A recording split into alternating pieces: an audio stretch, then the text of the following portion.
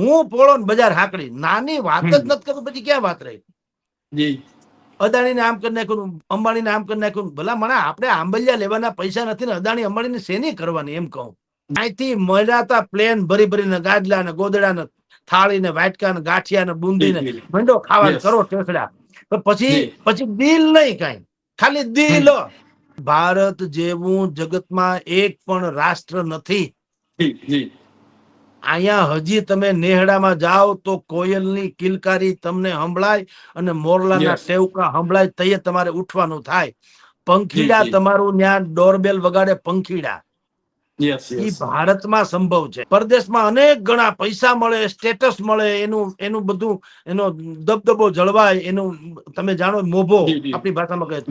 અહીંયા શું છે? હાવણી ને હાવણી, દાઢી ને દાઢી, ઈ ડખો છે. એવું હોય કે સરકાર ફરજિયાત તમને નોકરી શેની આપી દે? ભાઈ તમને હક કરો માગવાનો, એમાં ના નથી પાડતા.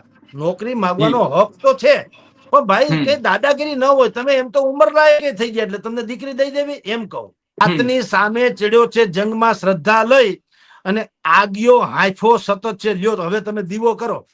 આગિયો આપણો અમેરિકાનો જે આગિયો હતો ઈ પણ હવે હાફી ગયો છે. હવે તમે દીવો કરો, ભલે શત્રુ ને મિત્ર કહેવા પડે, દીવો કરો તમે એમ. ફાકી ખાવી છે, ટેસડા કરવા છે, વાતો કરવી છે ને નરેન્દ્ર મોદી નું શું થાય ને યોગી આદિત્યનાથ નું શું થાય ને, એલા ભાઈ ગાંઠિયા ખાય તારી કાયા નું શું થાય જો ને. સર આપણે જોઈએ તો અમેરિકાએ પેલા ટેરિફ લાદ્યું, પછી ડિપોર્ટ જે કરી આપણે અનેક લોકોને, ભારત ગુજરાત સહિત ભારતના લોકોને. અને સર આપણે જોઈ રહ્યા છીએ, પરંતુ હજી જે તમે સર જે રીતે વાત કરી કે અમેરિકા પણ અત્યારે નેશન ફર્સ્ટ ની નીતિ જે હાલી રહ્યું છે, તો અત્યારે સર ભારતમાં પણ નેશન ફર્સ્ટ ની નીતિ કેટલી જરૂરી છે? આપણે અનેક લોકો જે હજી અમેરિકા જવા માટે વલખા મારી રહ્યા છે, ત્યાં જવાના સપના જોઈ રહ્યા છે, હજી અનેક લોકો છે ત્યાં જવા માટે અત્યારે કહી શકીએ કે તે નીકળી પડ્યા છે. સર શું કહેશો કે નેશન ફર્સ્ટ હવે કેટલું જરૂરી છે? જુઓ, સરકાર કરતા પણ કૃપાલસિંહ એ નિર્ણય આપણા દેશવાસીઓએ કરવાની જરૂર છે. અમેરિકાની જેટલી ઇન્ટરનેશનલ પ્રકારની કંપનીઓ જે છે એમાં એપલ આવી જાય, તમારી જાણ ખાતર માઇક્રોસોફ્ટ થી માંડીને એપલ આવી જાય, એમાં બુદ્ધિ તો હિન્દુસ્તાનના લોકોની છે. એના ટોપ મોસ્ટ જેને કહી શકાય એવા હોદ્દા ઉપર તો ભારતીયો છે. અત્યારે લંડન ઇત્યાદિમાં તમે જુઓ, જેટલી જગ્યાએ છે મોટા ભાગના કિસ્સાઓમાં હવે રાજકારણમાં મીંડા ભાગ લેવાના, કેટલી જગ્યાએ મેયર છે, કેટલી જગ્યાએ મંત્રી છે, કેટલી જગ્યાએ કંપનીઓના સીઈઓ છે, અથવા તો બાકીના વડા પોસ્ટ ઉપર છે. તો આપણે ત્યાં શું છે, ભારતે અને પ્રજાએ બેય શું કરવાની જરૂર છે? સરકારે તક ઉભી કરવાની જરૂર છે, અને પ્રજાએ દેશ પ્રત્યે પ્રેમ દાખવીને જે સ્કિલ્ડ નો અમેરિકા લાભ લે છે એ ભારતને આપવાની જરૂર છે. નેશન ફર્સ્ટ આપણે પણ કરવાની જરૂર છે.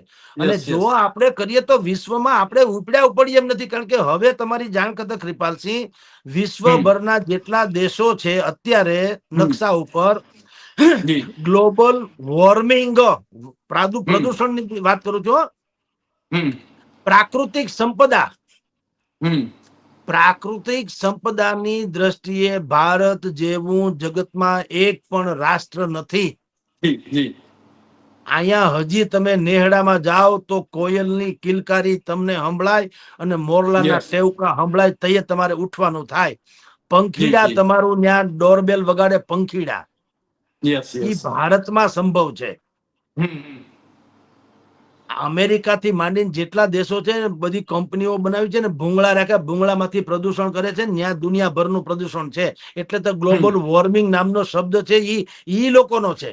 G27 ને G7 ના દેશો જે કહેવાય છે ને વિકસિત રાષ્ટ્રો, એ વિકસિત એટલે કાવડિયા છે, પણ શ્વાસ લેવાનું મુશ્કેલી પડે એવું આપણે દિલ્હીમાં થાય છે ને, અમુક જગ્યાએ પરાળ, પંજાબમાંથી પરાળ હળગાવે, દિલ્હીમાં કેવું થાય, શ્વાસ લઈ ન શકતા, આપણે સ્કૂલ બંધ કરી દેવી પડે છે. તમે કલ્પના કરો. એવી ન્યા હાલત ઈ પંથકમાં થાય છે, ઈ વિસ્તારોમાં. એટલે ભારત જો નેશન ફર્સ્ટ કરે તો પેલી વાત તો એ કે પ્રાકૃતિક સંપદાની દ્રષ્ટિએ નદી, નાળા, જંગલ ઇત્યાદિ આપણે છે એવું જગતમાં ક્યાંય છે જ નહીં. પણ મૂળ પ્રોબ્લેમ શું છે, આપણે ત્યાં એવી તક નથી ઉભી થતી કે આપણા સ્કિલ્ડ બેઝ યુવાનો જે છે એને એમ થાય કે મને મારી આવડત પ્રમાણે વળતર અને સ્ટેટસ બે મળે છે, એવો સંતોષ આપણે સરકાર આપી શકતી નથી. પરદેશમાં અનેક ગણા પૈસા મળે, સ્ટેટસ મળે, એનું બધું એનો દબદબો જળવાય, એનું તમે જાણો મોભો આપણી ભાષામાં કહે. અહીંયા શું છે, હાવણી ને હાવણી, દાઢી ને દાઢી, ઈ ડખો છે. આપણી ત્યાં શું છે, આમાં તુલસીના ગામમાં તુળસીઓ, યસ, ઘર કી મુર્ગી દાલ બરાબર, જી, ઈ સ્થિતિ ભારતમાં છે. એટલે આપણા લોકો જે છે એ પરદેશમાં વયા જાય છે, અને પરદેશની કંપની એ આપણે કારણે, આપણી બૌદ્ધિક સંપદાને કારણે પરદેશની કંપની જે છે એ વિશ્વભરમાંથી અરબો ખરબોની કમાણી કરે. આપણે પ્રયાસ કરવાની જરૂર છે, તકને ઝડપી લેવાની જરૂર છે. એટલે સરકારે નેશન ફર્સ્ટની નીતિ અંતર્ગત સરકારે આવા સ્કિલ્ડ બેઝ યુવાનો, ખાલી ડિગ્રીધારીના આંદોલન કરે એમ નહીં, નોકરી આપો, નોકરી આપો. એટલે શેની નોકરી આપો? તમે ભણી લીધા એટલે કઈ ઉપકાર તો કર્યો નથી. એવું હોય કે સરકાર ફરજિયાત તમને નોકરી શેની આપી દે? ભાઈ, તમને હક ખરો માગવાનો, એમાં ના નથી પાડતા. નોકરી માગવાનો હક તો છે, પણ ભાઈ કઈ દાદાગીરી ન હોય. તમે એમ તો ઉંમર લાયક થઈ ગયા એટલે તમને દીકરી દઈ દેવી, એમ કહું. એમ તો કોઈ માણસ કે ભાઈ જો હું હવે 20 વર્ષનો થઈ ગયો, 21 વર્ષનો, લાવો ભાઈ દીકરી પરણાવો, ગમે એમ હાલે? એમાં જેટલી લાયકાત માંગે એવી હોવી જોઈએ કે નહીં? એવી રીતે તમે કેવળ ડિગ્રીધારી થઈ ગયા કે ભણી લીધા એટલે તમને ભણવાની ઓપોર્ચ્યુનિટી સરકારે પૂરી પાડી દીધી. શિષ્યવૃત્તિ કયો કે મફત શિક્ષણ કયો કે ઓછી ફી વાળી સરકારી સ્કૂલમાં તો છે.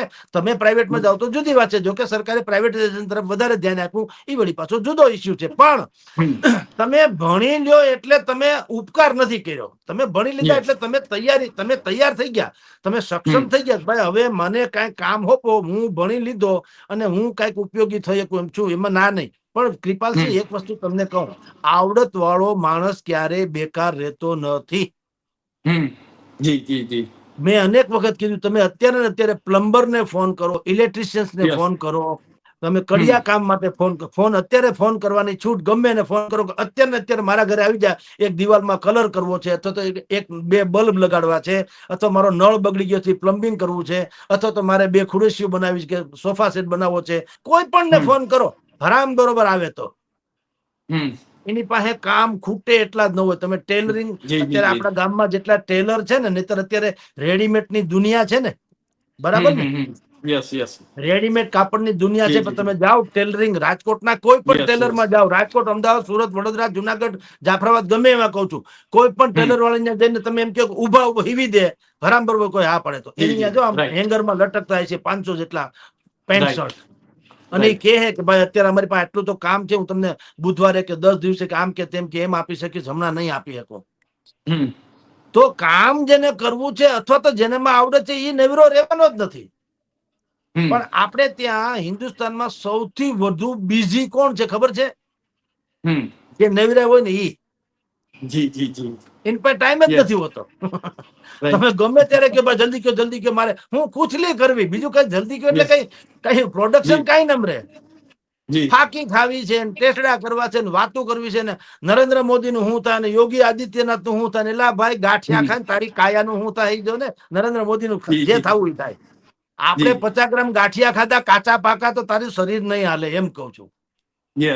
મોદી નું જે થાય, પણ બસ ઈ જ હું પોળો બજાર હાકડી, નાની વાત જ નથી કરું, પછી ક્યાં વાત રહી? અદાણીને આમ કરી નાખ્યું, અંબાણીને આમ કરી નાખ્યું. ભલા મને આપણે આંબલિયા લેવાના પૈસા નથી ને અદાણી અંબાણીને શેની કરવાની, એમ કહું. એટલે પ્રોબ્લેમ ઈ છે, જે ચીનમાં નથી, જે અમેરિકામાં, જે અત્યારે અમેરિકા જુઓ અર્થતંત્ર ખાડે ગયું, એટલે આવા બધા ટેરિફ થી માંડીને બધા નિર્ણયો કરી રહ્યું છે ને. શું કામ કરી રહ્યું છે? એને નેશન ફર્સ્ટ, સુખી થવું કોઈ હિસાબે. ભારતને સારું લાગે કે ન લાગે, અમેરિકા છે આયા મેરા દોસ્ત એમ કે અમેરિકામાં અહીંયા નરેન્દ્ર મોદી સ્ટેડિયમ, નરેન્દ્ર મોદીએ પણ ટ્રમ્પને આપણે અહીંયા ઝુલાવ્યા હતા, બરાબર? આપણે કર્યું હતું ને માય ફ્રેન્ડ કરીને, બરાબર?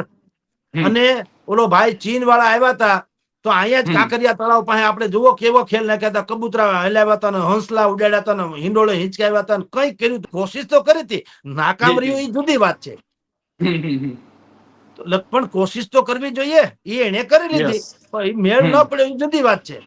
એવી રીતે અમેરિકા અત્યારે પોતાનું અર્થતંત્ર મજબૂત કરવા ભારત જેવા દેશ, એને ભલે મિત્ર ગણતા હોય તો પણ બધી જ પ્રકારના નિયંત્રણો લાદી રહ્યું છે.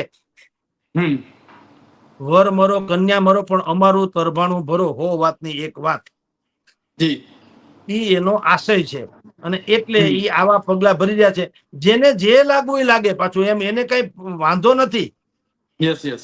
એક મુકેશ દોશી નામના એક કવિ થઈ ગયા, મુકેશ દોશી છે થઈ ગયા એટલે છે, એની બહેતરીન પંક્તિઓ છે કૃપાલસિંહ. હમ હમ એણે એમ કીધું કે સાંજ વિતાનો વખત છે, લો તમે દીવો કરો. સાંજ વિત્યાનો વખત છે. આપણા ભારતનો અત્યારે મુશ્કેલી છે, અમેરિકામાં સાંજ વિત્યાનો અત્યારે વખત છે, અર્થતંત્ર ખાડે ગયું છે, એટલે કે સાંજ વિત્યાનો વખત છે, લ્યો તમે દીવો કરો, અને રાહ જોતું આ જગત છે, લ્યો દીવો કરો. પછી વાયરા સામે કશું પેટાવવું ફાવે નહીં. આ પવન બહુ હોય તો કઈ પેટાવવું ફાવે નહીં. વાયરા સામે કશું પેટાવવું ફાવે નહીં. આપને માટે તો રમત છે, લ્યો તમે દીવો કરો. અને ના મને અંધારામાં કશું જ દેખાતું નથી. આ અંધારું ટ્રેમ છે ને ભાઈ, મને કઈ દેખાતું, અંધારું થઈ ગયું એટલે ના મને અંધારામાં કશું જ દેખાતું નથી. કોક મારામાં સતત છે, તમે દીવો કરો. આપણી પાસે કઈક છે, ટેરિફ કાંડ છે, આપણી પાસે બધું છે, કઈક છે, દીવો કરો. કતારની અરે દોસ્તી કરી લેવી છે. અને છેલ્લી પંક્તિ કહું તમને કે રાતની સામે ચડ્યો છે જંગમાં શ્રદ્ધા લઈ. આ રાત છે, રાતની સામે ચડ્યો છે જંગમાં હું શ્રદ્ધા લઈ. કતાર જેવા દેશમાં, એટલે કે પશ્ચિમ એશિયાના રાષ્ટ્રો હારે પણ મારે જવું છે, હું જંગે ચડ્યો છું. રાતની સામે ચડ્યો છે જંગમાં શ્રદ્ધા લઈ, અને આગિયો હાંફો સતત છે, લ્યો હવે તમે દીવો કરો. આગિયો આપણો અમેરિકાનો જે આગિયો હતો ઈ પણ હવે હાંફી ગયો છે. હવે તમે દીવો કરો, ભલે શત્રુ ને મિત્ર કહેવા પડે, દીવો કરો તમે એમ. આ મુકેશ દોશી નામના કવિની પંક્તિ છે, જે અમેરિકાને બિલકુલ લાગુ પડે છે. એટલે કહેવાનો આશય એ છે મિત્ર, કે આઉટ ઓફ વે જઈને પણ દેશ માટે અગર કંઈક કરવું હોય તો અમેરિકાએ આપણને અત્યારે ચીંધ્યું છે. ચીને પણ આપણને રાહ બતાવી છે કે શત્રુમાં શત્રુ અમેરિકા હોવા છતાં અમે ટેરિફ કાંડમાં 3 મહિના સુધી વોરમાં અમે સીઝ ફાયર, ટ્રેડ વોર નું સીઝ ફાયર 3 મહિના સુધી અમે કરીએ, ભલે દુશ્મન હોય. હું કામ? કાવડિયા વગર તો હાલે નહીં. નાણા વગરનો નાથ્યો નાણે નાથા લાલ. આ પશ્ચિમી રાષ્ટ્રોની આ નીતિ છે. નેશન ફર્સ્ટ એટલે અમે પેલા, તમારું જે થવું થાય, અમે બચવા જોઈએ, તમારું જે થવું થાય, સર સલામત તો પગડિયા બોધ. આપણે શું કરીએ છીએ? આપણે દાતાર બહુ ને પાછા. અત્યારે જે તુર્કી એ પાકિસ્તાનનો સાથ આપ્યો, ત્યાં 7.2 ની તીવ્રતાનો 2023માં ભૂકંપ આપ્યો. અહીંથી મળ્યા હતા પ્લેન ભરી ભરીને, ગાદલા ને ગોદડા ને થાળી ને વાટકા ને ગાંઠિયા ને બુંદી ને મંડો ખાવા કરો ઠેકડા. તો પછી દિલ નહીં કઈ, ખાલી દિલ. દિલ અને દિલ વચ્ચે ફેર.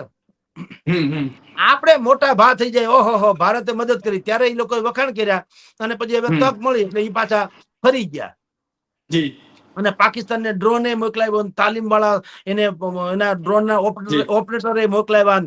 હજી કીધું લડી લ્યો, કાશ્મીરમાં તો અમે તમારી હારે છીએ ને બોલો. હવે આવા હરામ ખાયાઓ કે ગદ્દારો હોય એને શું કામ મદદ કરવી છે? રણમાં ખેતી કરવાથી કઈ પાકે નહીં. મૂર્ખ તમારા બી હોય ને એ ફેલ જાય. તમે પથ્થરમાં માથું ભટકાવો, લોહી તમને જ નીકળે, પથ્થરને કઈ ન થાય. તો ભારતે થોડુંક સમજવાની જરૂર છે.